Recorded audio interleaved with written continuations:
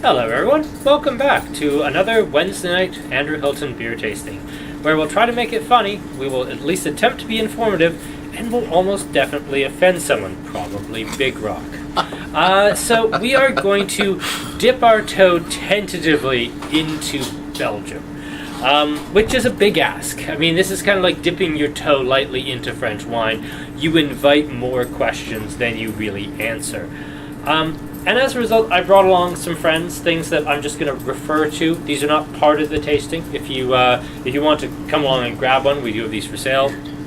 Most of them anyway. But yeah, these are just some things I'm going to talk about. But the beers that are in front of us right now, we have two Canadian offerings from Quebec, from one of Canada's oldest microbreweries. We have the Unibroue Blanche de Chambly.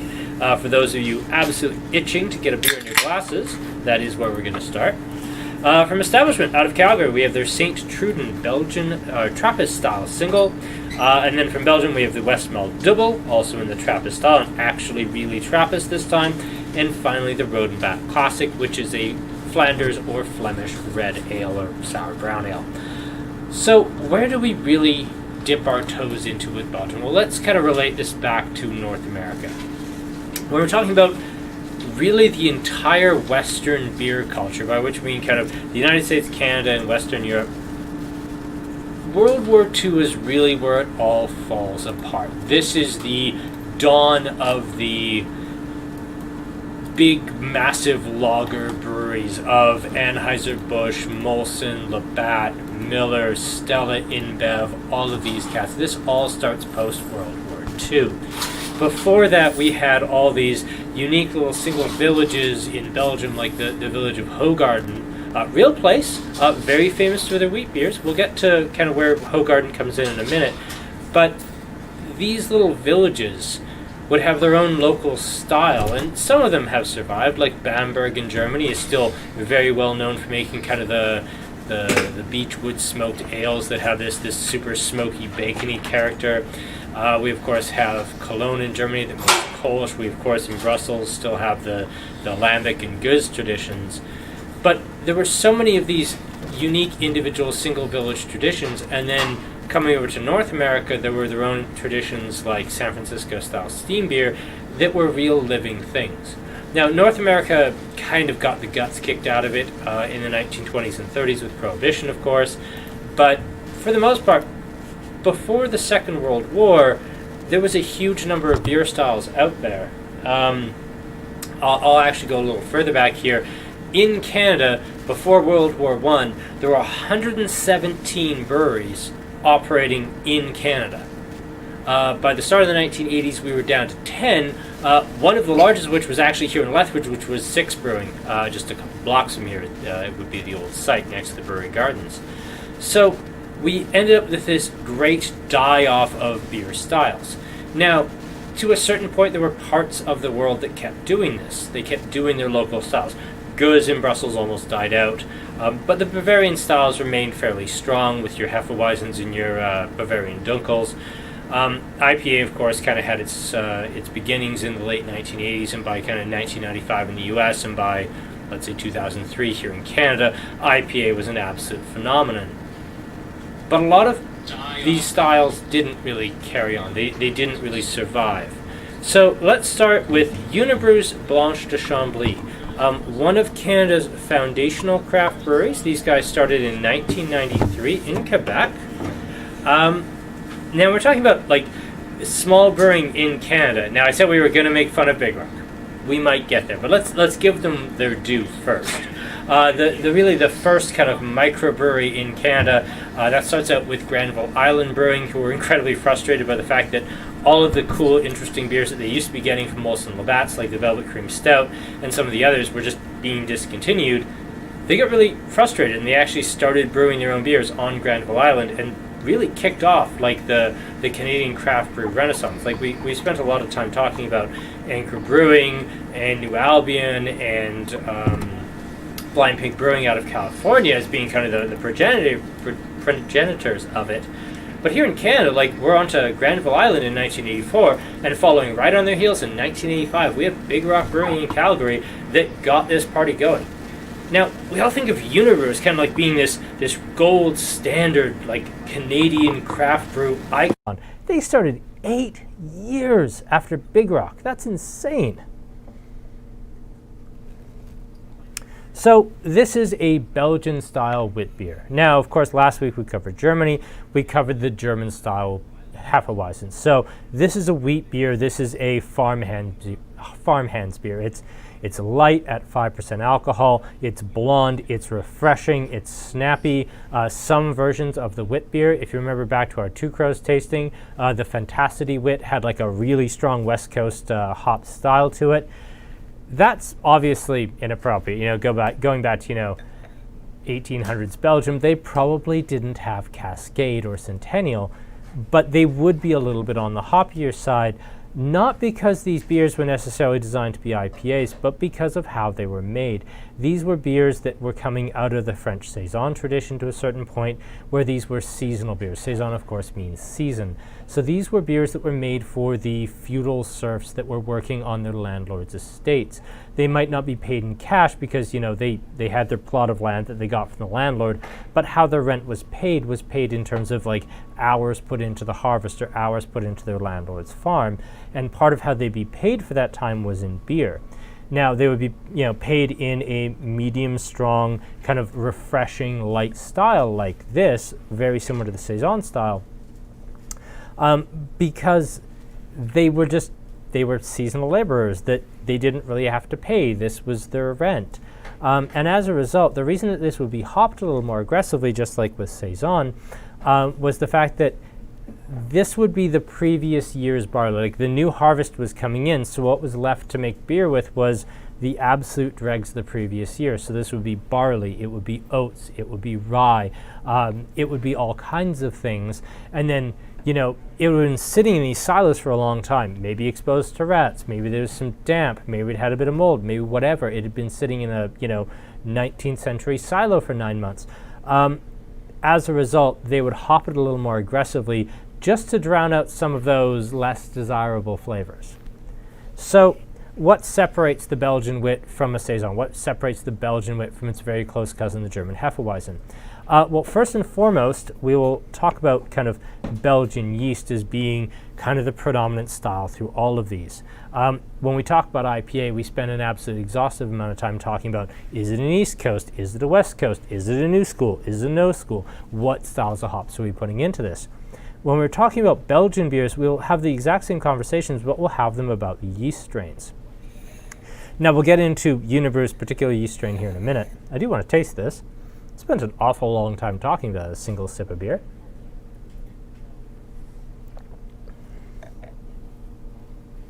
Now, what makes this different from the Germans? Actually, Craig absolutely nailed it. What makes a Belgian wit different from the Germans? Well, the Germans are predominantly Bavarian, so we're talking about the 1516 purity law, where it's like water and barley and malt, which includes wheat, and yeast and hops, and that's it. With this, they would add coriander and they would add bitter orange peel, and that is what really gives that super citrusy note. And coming out of the Saison, where it was just like, whatever we have to hand, and then we'll hop it a little more aggressively to hide any mistakes we made in the malt bill, and there you go. Belgian wit beer was a little more codified. It was a little closer related to the German styles, where it was more repeatable year after year after year. Whereas Saison was very much a product of the French feudal system, where they were just making something to feed their serfs so they didn't revolt while they worked for free on their landlords' fields. Belgian wit beers were a little more of a codified style, a little more of a commercial product, just differences in medieval Belgium versus medieval France. Now let's talk about yeast character here for a minute. Let's address kind of the gorilla or the elephant in the room here. Unibroue's yeast has a really particular smell, and I find it distracting in almost any beer I get. I get bubble gum, I get pepper, I actually get a double bubble gum note, really specific, that hard, dry 5-cent gum. For those who are the older portion of our audience, 1-cent gum. But that super particular pink, loses its flavor super fast bubblegum flavor. And then more than that, just tons of white pepper and black pepper on top. That's the Unibroue style. Now, I've been selling Unibroue in this shop longer than I've worked here. Like, we've had Unibroue on the shelves. I talked to my dad about this earlier, since about like 1996, 97.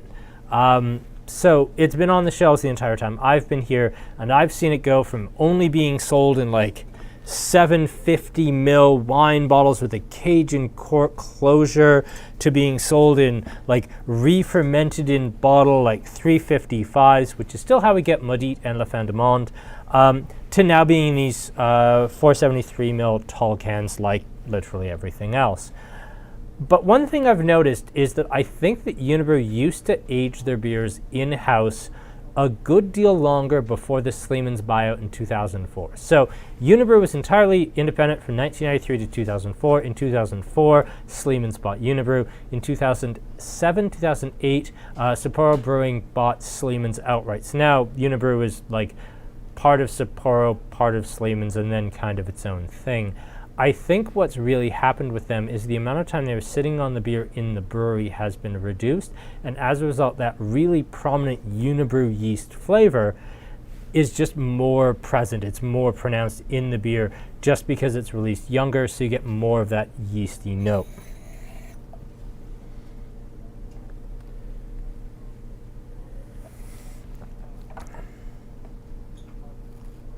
Just going to check in on the comments here. Orange comes to orange peel in the boil. Yes, it absolutely does. Traditionally bitter orange.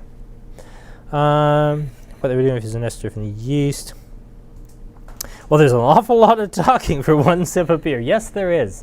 I will say, I preface this right at the very, very beginning of, wow, there's a lot to talk about with this. Now, for those of you who also watch our wine tastings, occasionally I will come with notes. I don't think, and correct me if I'm wrong, like people like Eric or people like Craig who've watched all of them, I don't know if I've ever had to have written notes for a beer tasting before. I even brought a book if I wasn't sure. This is kind of the reference book on Belgian beer, at least as far as I'm concerned. It's written by a chap named Stan Hieronymus, which I absolutely assume is a pseudonym, and it's called Brew Like a Monk. Not only will it tell you how to make Belgian beer, it also gives you an absolutely spectacular history of all of the traditional Trappist breweries, all of the traditional, or most of the traditional Belgian styles. It doesn't really talk about the sours, so things like West Flemish Browns or things like Guzz, it doesn't really cover particularly well, but it covers all of the others. So one of the big pieces of research that I put into tonight's tasting was actually reading about the first third of that book again. And if anybody really wants to know a lot more about Belgian beer, I'd highly recommend picking it up because it is where I got all of my, or at least the lion's share of my information for tonight, except about the Rodenbach, which I doesn't really cover. Because at this point in brewing, I think this beer book came out in 1994-ish. The idea of somebody making sour beers at home seemed kind of crazy. Well, this edition is 2005, but I know for a fact this book's older than that. So this edition's 2005.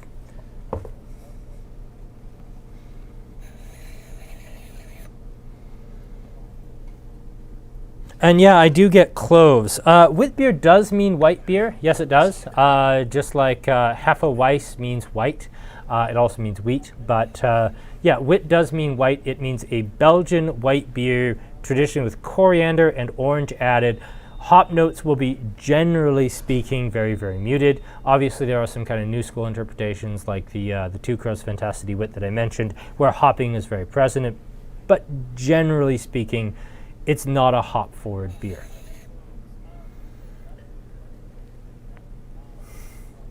Aaron, is there any way I could hear less of myself? Because it is so distracting. Sorry. I'm pretty sure it was Unibroue that used to make a blackcurrant beer that was absolutely delicious. That is their Ephemeris series. I think it's probably very similar to the base beer for Blanche de Chambly, minus perhaps the coriander and citrus. And then they have added over the years, I've seen strawberry rhubarb, I've seen blackcurrant, I've seen cherry, I've seen apple, which was the worst of them. It tasted like green apple Jolly Ranchers. It was absolutely wretched. But by and large, the Ephemeris series, which I've only ever seen in the big bottles because it's the seasonal, that tended to be like their seasonal fruit beer, and it was like a base wheat beer minus the coriander and citrus, and then with a really cool fruit flavoring added in. It's interesting that you mentioned the black currant, because I think the black currant was easily the best of them so far. Would I see Yes Forward? Yes, I would shout it from the rooftops. This is indeed Yeast Forward. This is a yeast tasting, also occasionally featuring beer. Mouthfeel. Hashtag mouthfeel? Not yet. Mouthfeel. Not yet. Tell that to Craig. Well, I will tell that to Craig. Not yet. And I will say, actually, the reason I say, well, not necessarily hashtag mouthfeel, it's hashtag yeast. Yeast for days. I mean, if this is your very first Unibroue beer, A, congratulations for having lived under a rock for the last 20 years, but B, you're maybe not picking up what I'm picking up, but I've been drinking Unibroue's beers literally since I turned 18.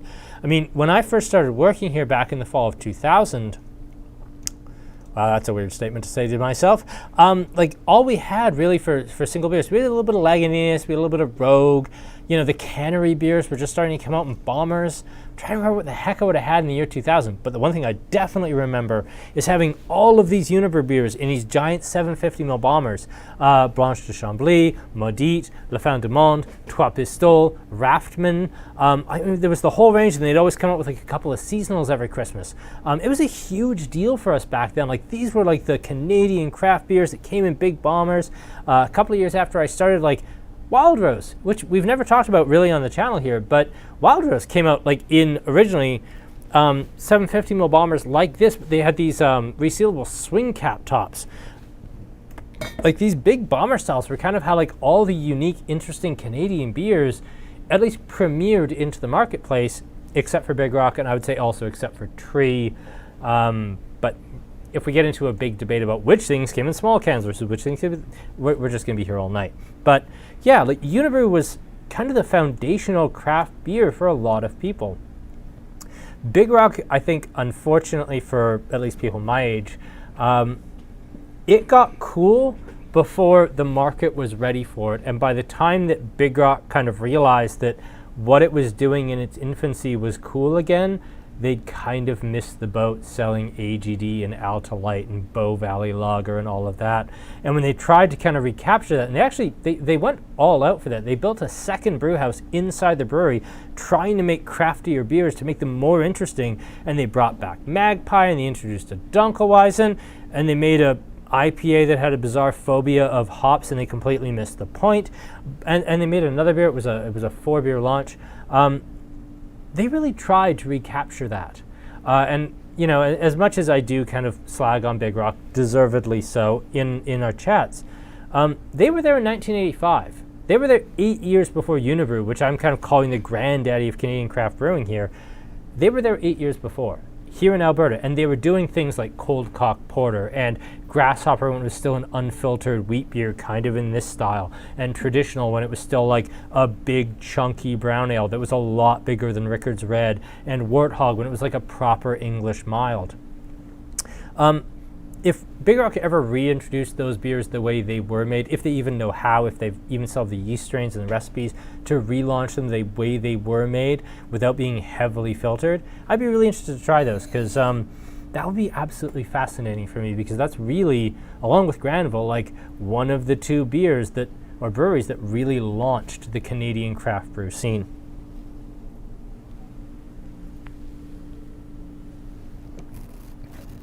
Why would they release it in such a large bottle? Less risk than a pack? It's because bottling and canning lines are really, really expensive. Talking to some of the breweries here, like second or third hand, a canning or bottling line could be like $100,000. Brand new, you're looking at $350,000, $400,000. They're ludicrously expensive. But if you're doing like a 750ml like this, and you're willing to bottle it 1 or 2 degrees above freezing, you can actually run these off like a hand bottler, where you, just like a home brewer, you like shove the bottle up under like a cane, it's got a little float on it, it'll fill it up to here, it's not gonna like foam over because the beer is too cold to foam, and then you pull it off and you recork it. Like, you can do these basically off like almost one step above a homebrew system. You can get that. That's why, at least in the early days, you didn't see a lot of like small bottles or cans, because these have to run at dozens, if not hundreds of cans or bottles a minute. those you could, I don't know, hire your 18-year-old nephew to just bottle for a day. And that's why. Let's jump on a little bit. Let's jump into the Trappist tradition. And then immediately not talk about the Trappist tradition because I skipped something.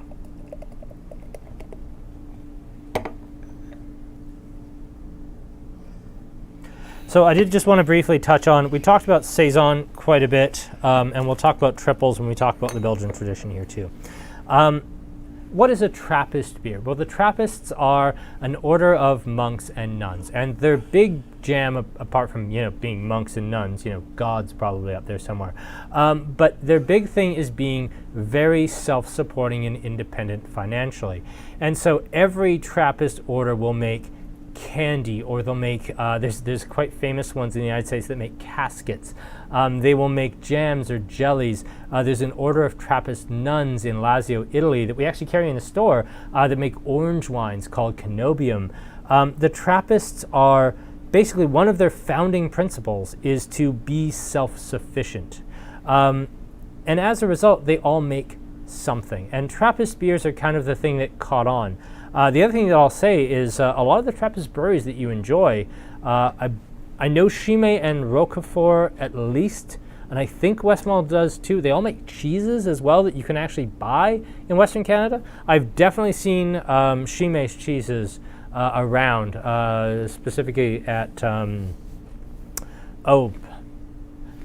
at the cheese store next to Willow Park in Calgary, which is how I know it because it's right off McLeod Trail. But yes, you can buy Trappist cheeses around. So what was the Trappist tradition? What made them so different? Well, at one point, so remember when I was talking about World War II, where everything kind of died back? Well, the Trappists weren't really interested in being a major brewing concern. They were, a walled, cloistered order of monks or nuns that were just like, as long as we pay our bills, we're broadly fine. So when, the entire Belgian craft brewing tradition kind of crumbled to ashes around them, the Trappists were just like, no, we're fine. We'll just keep doing what we're doing. And they did. And to a certain point, we'll talk about a little bit about some of the difficulties that some of the breweries went through. But really, the Trappist breweries, especially the classic ones, I'm going to try and do this from memory, so bear with me. Orval, Westmalle, Rodenbach, Roquefort, Westfalen, Ackel's a new one, but I'm going to list Ackel, La Trappe, and at least two that I'm forgetting. They were the ones who kind of kept doing what they were doing and created this unique style unto themselves. Now, Trappist beers tend to come in kind of four strengths, and we'll kind of push those to the front now.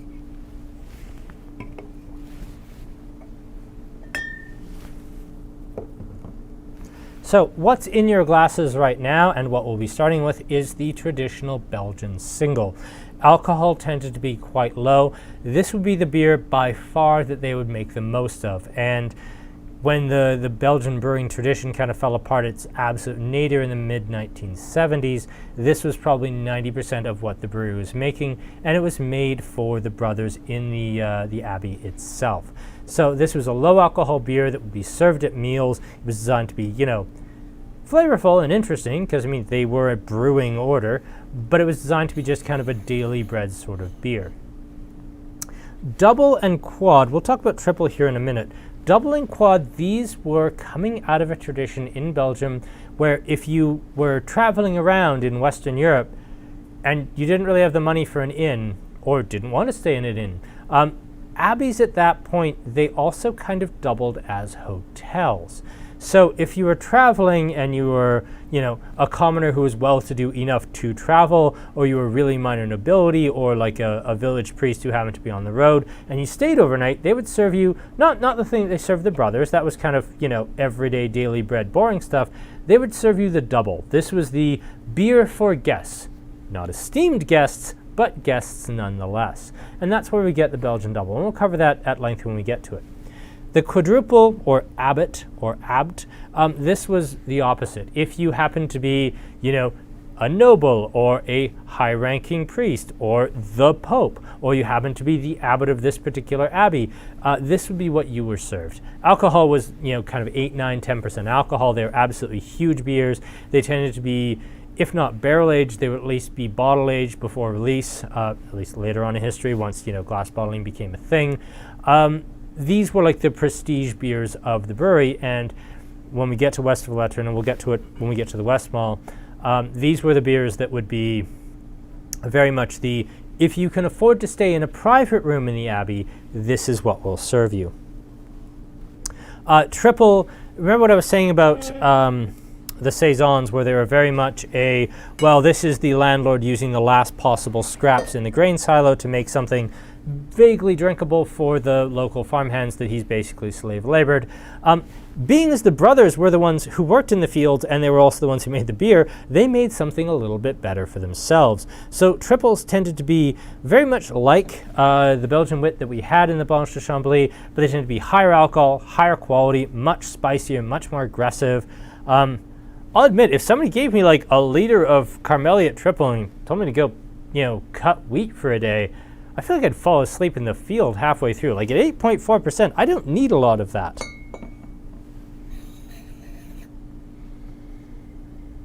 Craig right away, now that's yeast forward. Yes, it is. Well, I did say this was a yeast tasting featuring beers. So this is a Abbey single, and I would venture to guess, just because I know it's generally available out there on the market, that they are using the Westmalle yeast strain here. Just because as a home brewer, as a commercial brewery, of all the Trappist yeasts that are out there, Orval is super sniffy about giving anyone their house yeast. Westmalle, to a certain point, doesn't really have their own house yeast. They use Westmalle's. This is kind of the one that everybody gets, is Westmalle's, because you can buy it even as a home brewer. Like if you buy Trappist yeast strain like in a bag or in a vial from like a commercial homebrew store, it's Westmalle. So that's why I would suggest that's the yeast strain here.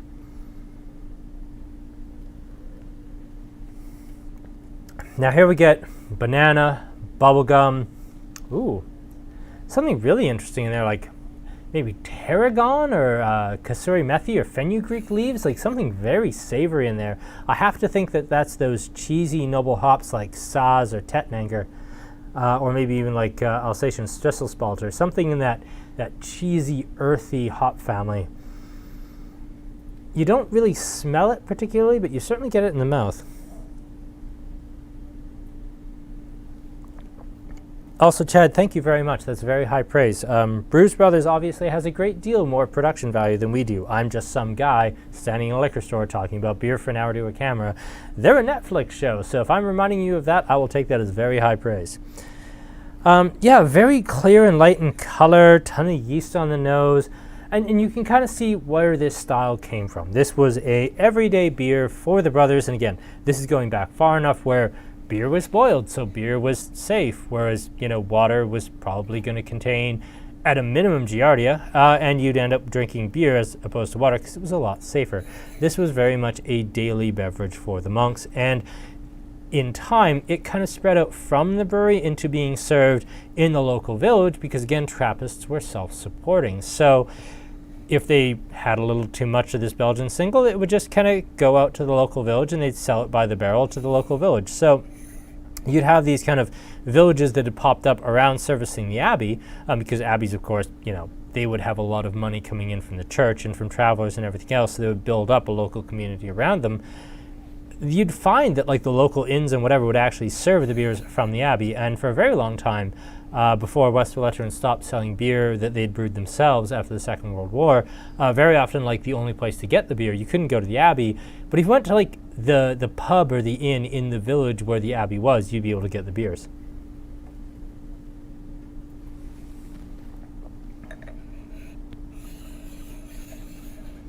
And yeah, I also love St. Trudent. Like, this isn't really my style of beer. I mean, in the sense that it's not an IPA. But beyond that, these Belgian Abbey styles, I've drank a lot of them. I kind of feel like I've hit peak Abbey style for myself. I enjoy them, but it's not something I usually buy for myself. But yeah, like, establishment really doesn't make bad beer. I had the incredible privilege of sitting in on... I want to be very careful here because I was kind of privileged to see what I saw. I got to sit in on a brainstorming session for a beer that they are looking at introducing in future. It was inspired by a particular ingredient, so we tasted that ingredient, and then we tasted some other beers in that style that had done it very well or were very well regarded for doing that particular style, and then just nitpicking and blending back between these various beers and trying to highlight certain flavors. They take this very, very, very seriously. I think it would be incredibly irresponsible to say, well, establishment just, well, we want to do a Nelson Sauvin hop beer, so let's just make an IPA and just chuck a bunch of Nelson Sauvin in it. There are certainly breweries that do that, and occasionally they'll hit a home run, and usually it's not very good. Establishment, I was incredibly impressed at how thoughtful that process was, and just how incredibly seriously they took it. So, yeah, I completely agree with you.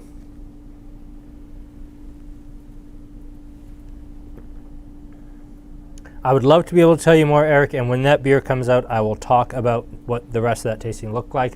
But yeah, just at the moment, that's a beer that hasn't even been announced yet, a partnership that hasn't been announced yet, and an idea that hasn't even been talked about publicly at all. So I was there. This was the process. I won't say anything else, other than the fact that I think this is really cool.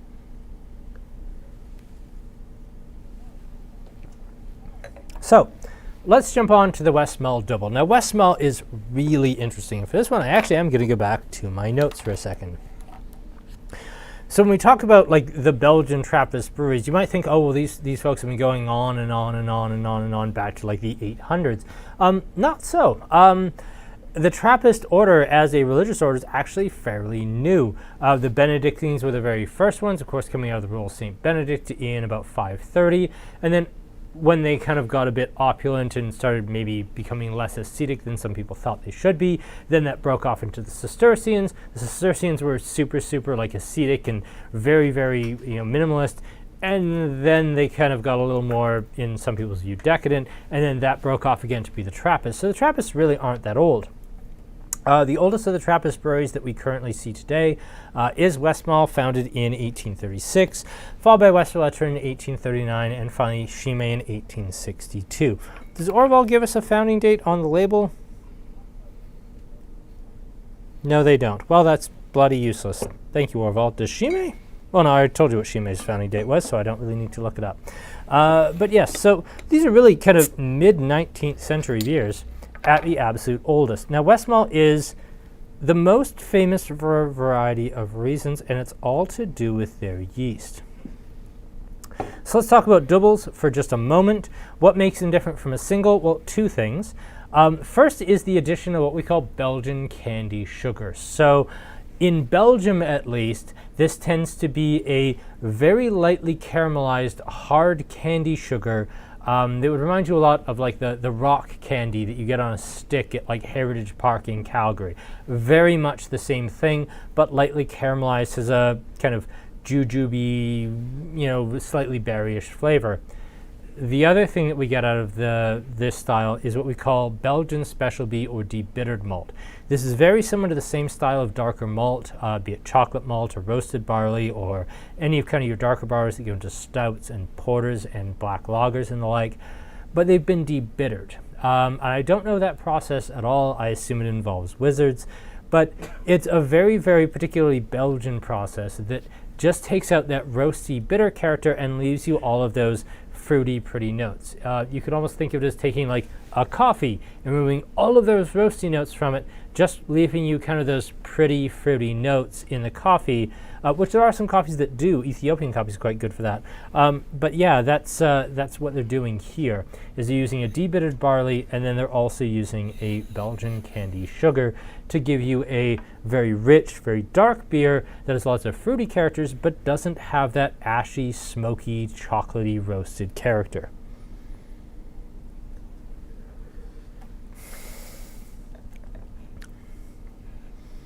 Eric, I have a rough idea of what your establishment secret is, but I won't spill it either because I don't want to get sued or stop getting exclusive establishment beer. In a nutshell, I'd probably be, happier being sued than not getting cool establishment beer, but I'm not going to say the secret either way.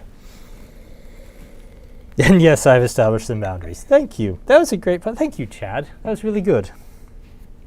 So This is our Belgian Double. You notice it has really great head retention. This is something I always notice with Belgian Doubles is they really do have this like ridiculous head you can balance a coin on sort of thing. Also, big props to Westmalle. This is, of all the beer tastings we've ever done, by far the thinnest profit margin we've ever done on any of them. And we can chalk all this up to Westmalle taking a significant price decrease and Rodenbach being on sale this week is how we made this all come together. So yeah, Westmalle went down like a couple of weeks ago, like 75 cents a bottle, and I have no idea how it went down that much. But it did, and that's how we fit it in. But yeah, like this went from, I think, $6.95 a bottle to $5.95 like overnight. Pretty great. Yeah, it's super good, isn't it? Yeah. Like I do get a little bit of like, oh, this is a very seasonal flavor. Those awful old Halloween toffees, the molasses toffees that nobody actually liked. It was, you know, the thing that was always left over in your like Safeway's bag of like Halloween treats that when you'd finished eating everything else by New Year's, it was just like, oh, it's molasses toffees or nothing. Well, I guess I'm good with nothing. It has just a tiny touch of like that molasses toffee thing, but on top of that I get like fig and I get, I don't want to say prune, it's more like sultana raisin. Oh yeah. Yeah, like really nice dry raisins. I get something leathery like fruit leather, fruit roll up. I get, ooh, there's something really like root beer, maybe cream soda out of that. Something kind of soda poppy. Whereas this is very bubblegum. This is almost like cream soda-ish, which I really appreciate. Almonds and toffee. Ooh, almonds is a great call. Actually, yeah, almonds for absolute days. I didn't pick that up, but almonds even into amaretto with that sweetness. Amaretto. Interesting. Actually, yeah, in the nose, like big note of amaretto.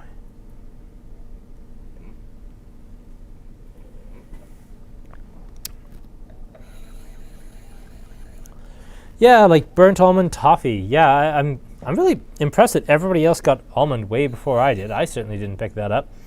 Well done, everyone. You call molasses. I bet you are those toffees. Apparently I am the toffees no one likes. I can live with that.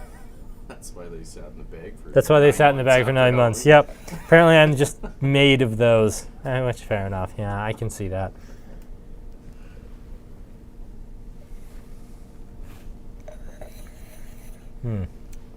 So while I finish this, I want to talk about what we have coming up here for our next couple of little doohickey event things. That's our very highly technical term for our upcoming tastings. So for this Friday night, we are doing our very first like good value kind of fall wine tasting. As COVID just continues to drag its bloody feet as it goes through and continues to cost everyone, you know, hours at work or their work in general. Yeah, I'm very lucky to be able to do this for a living right now. As a result, we want to do something a little more affordable. So we're doing a $60 tasting, and we wanted it to be absolutely spectacular. So you all know I love Garganega, or Garganega is the name as I will never call it. So we're going to do Gorgo Custosa. This is a little DOC from like northern Italy that even I hadn't heard of. My friend Warren from Black Sheep Imports brings this in.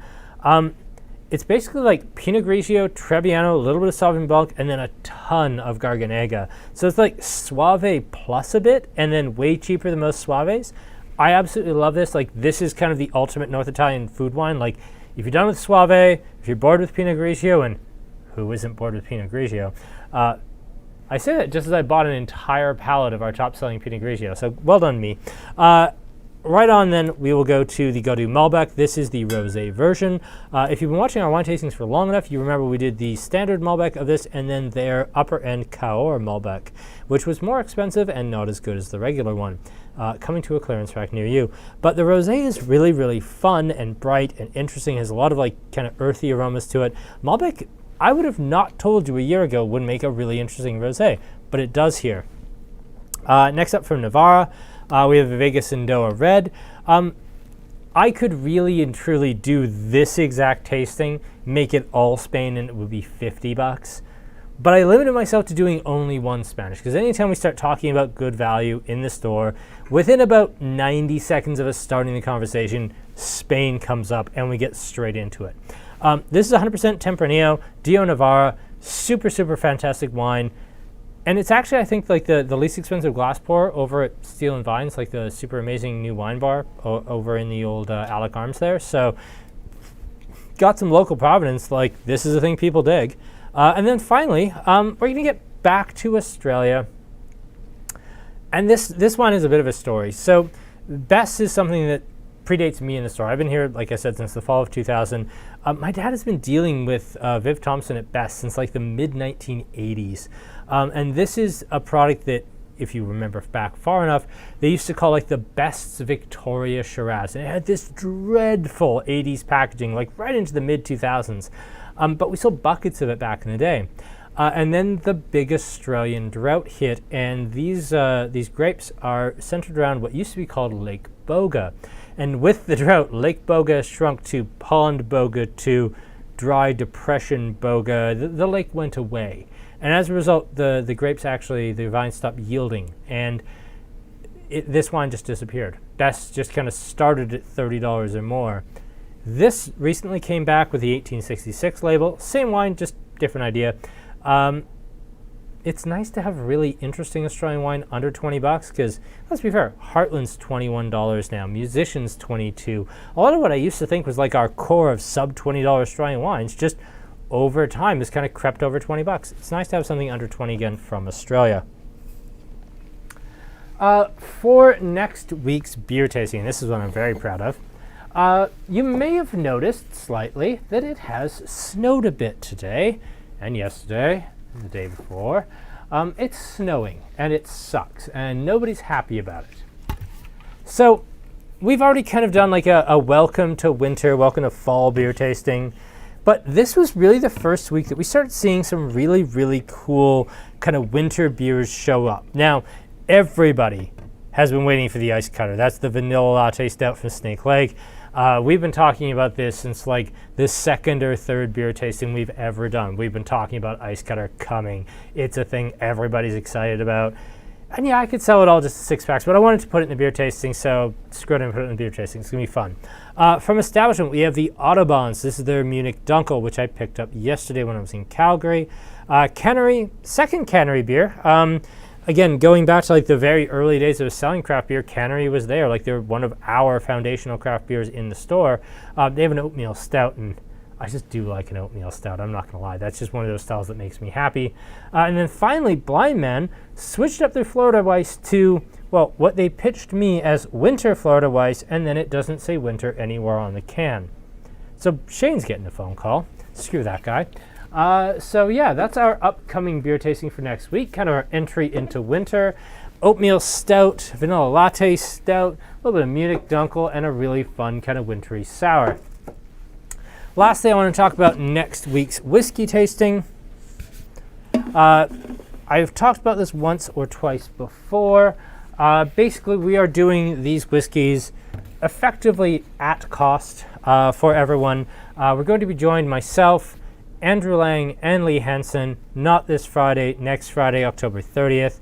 And we're going to talk about the Lang family whiskeys, these 4 whiskeys in specific. But I want to leave this very open to everyone. If you have a Lang family whiskey at home, whether it's Old Malt Cask or Hepburn's Choice or First Editions, even if it's something from the wrong side of the Lang family where they all hate each other like Old Particular, even if you just have at home like Highland Park 12 and really want to talk about it, this is not a, hey, these are the 4 whiskeys we're presenting. This is, here's 3 people who really like talking to each other and like talking about Scotch and want to hang out with you and talk about what's interesting, yes, to us, and yes, about the 4 whiskeys in front of us, but also what's interesting to you. Like, what do you want to talk about? Like, are you super pissed about how incredibly hard to get the Ardbeg like limited releases are? Well, Andrew Lang owns a distillery on Isla, probably knows the guys at Ardbeg pretty darn well. He'd be the person to ask, like, are the people at Ardbeg creating artificial scarcity on their single malts? Well, that would be the person asked. I'm not going to answer that question because I'd like to ever get Ardbeg again. But Andrew Lang might be happy to answer that question, at least after we feed him enough whiskey. But yeah, this is not supposed to be you can only come if you bought all the whiskeys. This is just, if you've got scotch in front of you, if you want to hang out on a Friday night when it's super cold and shitty outside, come and hang out with us. We'll talk whiskey, ask crazy and stupid questions, because you've got myself, Lee Hansen, and Andrew Lang just here, hanging out, ready to answer your questions. It's going to be a lot of fun. I hope you'll come hang out with us. So, wow, we got a lot of questions in the meantime. A little black licorice, I tend to agree with that. It's an impulse buy, Craig. Won't complain about that. Is certainly true. How high alcohol does Belgian beer get? Thank you, Chad. Yeah, they do come up quite high. In the traditional category, I'll get to this in a minute, but actually I'll get to this now. In addition to the doubles, we do have the quads. And the quads, of course, have their own tradition of being kind of these darker colored high alcohol beers.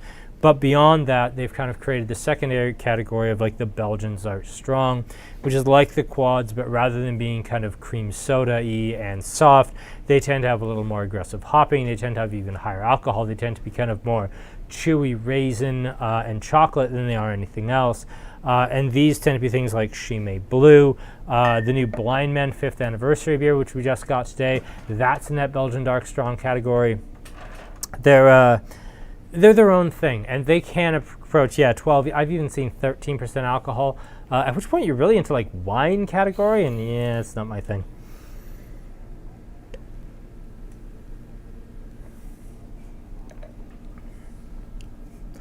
Okay, I did say before we get to the Rodenbach, I was going to talk very briefly about Westmalle. Westmalle, of course, is the famous, super impossible to get Trappist brewery. And the Westmalle 12 for a very long time on Rate Beer and Beer Advocate was the #1 beer in the world, and everybody wanted it. It was super impossible to get.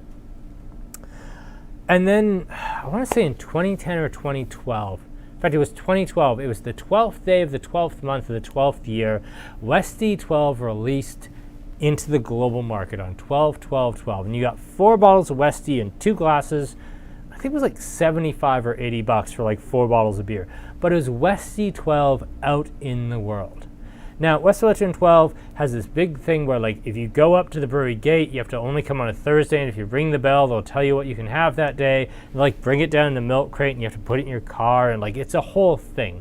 Westmalle's got this very particular mystique built around them. They don't have labels. It just kind of says Westmalle on like the raised glass ring around the neck here. They have like what's actually in the bottle is just on the bottle cap. They have their whole tradition, and that's great. And I have had Westmalle 12. I bought one of the 4-packs. I only recently got rid of my glasses because I was just tidying up, and I realized I'd had them since 2012 and literally never once drank out of them. But yeah, Westmalle had its own thing. But Westmalle used to have its own house yeast. But Westmalle, like a lot of the Trappist breweries, ran into a lot of trouble, just like every independent brewery did post-World War II. They actually chose to stop brewing, and they handed everything over to DeConnick, which is now called the St. Bernardus Brewery. And basically, St. Bernardus, they brewed St. Bernardus Ab 12, which is what I actually have here on the table here. That is Westmalle recipe pre them shutting down, including Westmalle yeast. So if you want kind of the true Westmalle experience, that's very much what it would have tasted like before it shut down. Now, Westmalle did kind of claw back their brewing in either the late 80s or early 1990s. They said, well, thank you very much, St. Bernardus, but we would like to start brewing again. And St. Bernardus said, well, absolutely, please do. Like, can we have our yeast strain back? Said, of course you can. Here's one sample and never ask for another sample.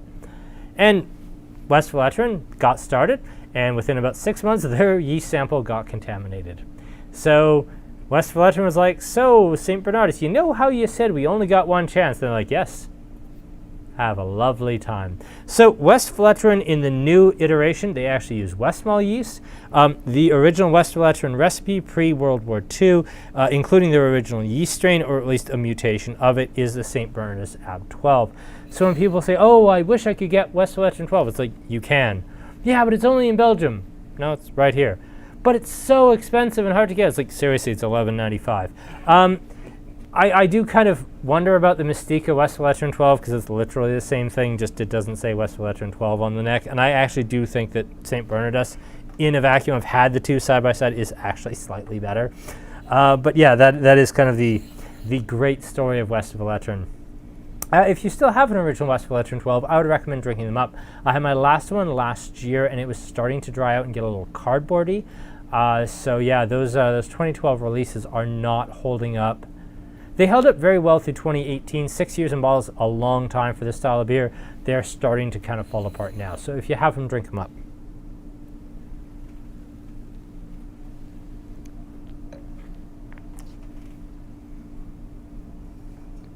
Oh, I see we have really interesting questions, much better answered than I'm going to answer them, so I'm not going to answer them. I think that's already very well covered. So let's go to Rodenbach. Rodenbach is kind of mid-1800s founding, and this is a Flemish red or West Flanders brown. We see browns and reds kind of thrown around a lot. We see Flemish versus West Flanders thrown around a lot. We'll even see them listed as Flanders reds. Broadly, this is its own unique style of sour ale, and it's not like a kettle sour. So what we've had a lot of, including like, you know, Blind Man's Florida Weiss here, all of these styles, they're their own thing. They make the beer, they add a souring component to it, they let it sour very quickly over a little less than a week, and then they make the beer from there. This is and then of course we have, you know, Guzz, which is a blend of 1, 2, and 3-year-old variously soured beers that's been aged in oak casks, and you know, it's its own very particular tradition out of Brussels.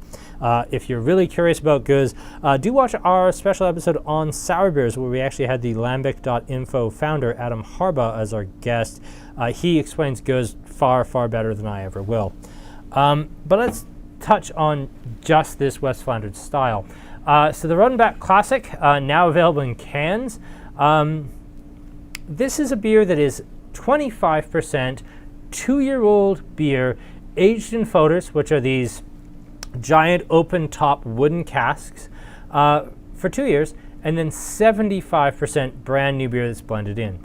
Now that extended aging process, do they use a little bit of like Belgian candy sugar in here? I bet they do. Do they use a little bit of Belgian debittered? I'd be surprised if they didn't.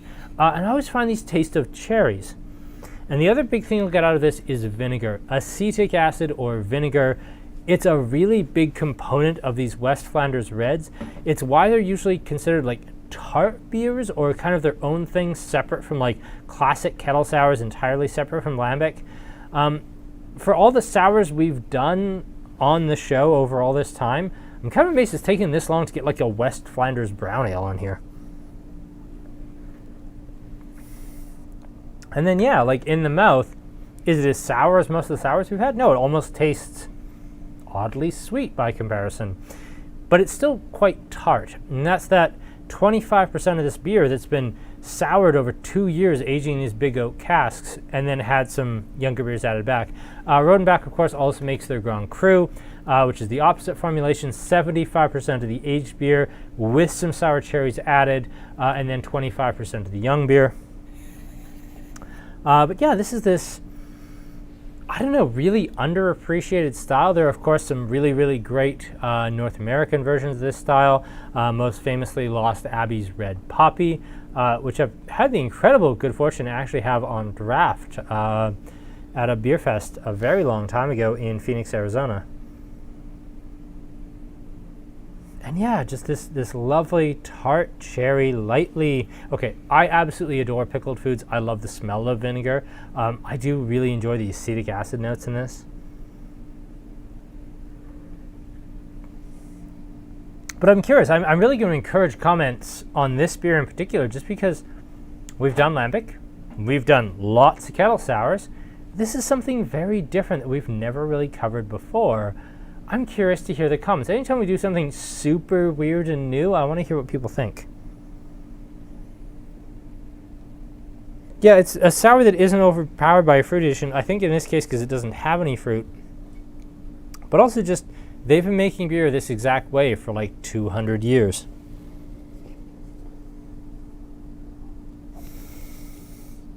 It is sour, and I will say this, like, if we'd had this in 2010, which is about the time I first had Rodenbach, to be about 2008, 2010-ish, I found it intensely sour, because sour beers, other than Lambics, really weren't a thing. Kettle sours were really just getting started. Like, the very first sour IPA, I think, was Ithaca's Super Friends out of upstate New York, and that was like 2011, 2012, and that was considered like this super wild, crazy, stupid thing that would never work. Now we call it like a hopped kettle sour because that's what it is, but they were calling it like a sour IPA. And back then, like, this seemed intensely sour and very wine-like. Who said it was wine-like? Lorraine did. Yeah, it is very wine-like in its approach.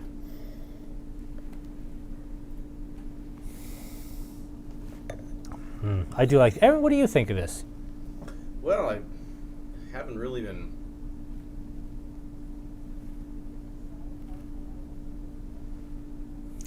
This is the one I was looking forward to. And? It was delightful. It is delightful, isn't it? Yeah. It's got a... like a cherry cola thing almost. Cherry cola. Yeah, it's like sweeter than apple. Well, it's like...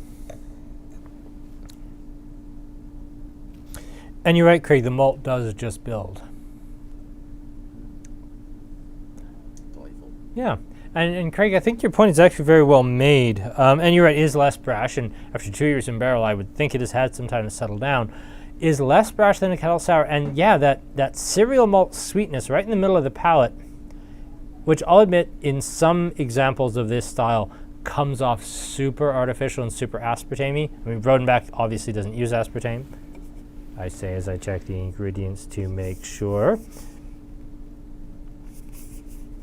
Oddly doesn't say the ingredients. Apparently it's not required to by Canada Food Agency. Oh no, contains barley. Well, yes, it also contains yeast and other things, but sure.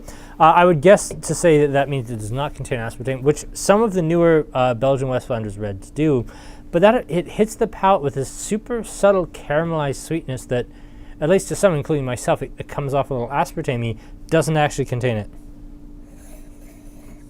Is the 75% palatable? Oh, it's way past palatable. I absolutely love the Rodenbach Ground Crew. They used to do a version of this called Vin de Céréales. They haven't made it in ages. I think again, I got to try a bottle in Michigan, actually, at a beer dinner.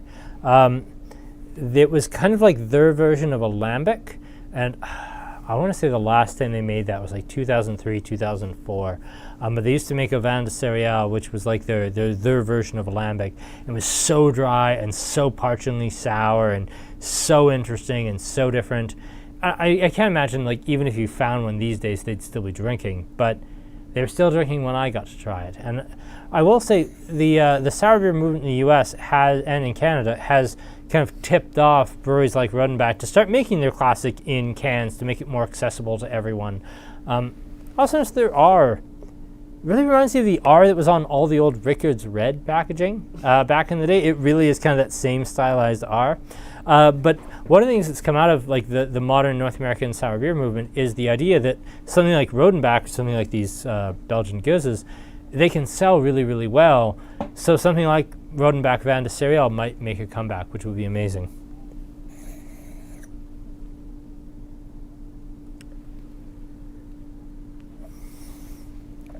And I think, unless we have a couple more questions coming at the last minute, Aaron, I think it's about this time to wrap things up. What's your ranking there, Mr. Aaron?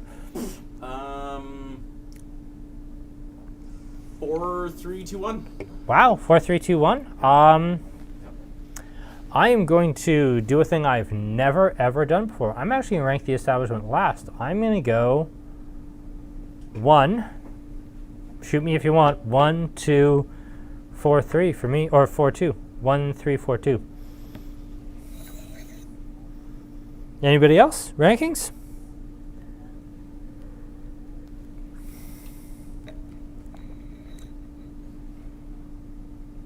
Apparently not so much. We will get to rankings later on as the evening goes on. I will look at all of those and I will check in and I will comment on those.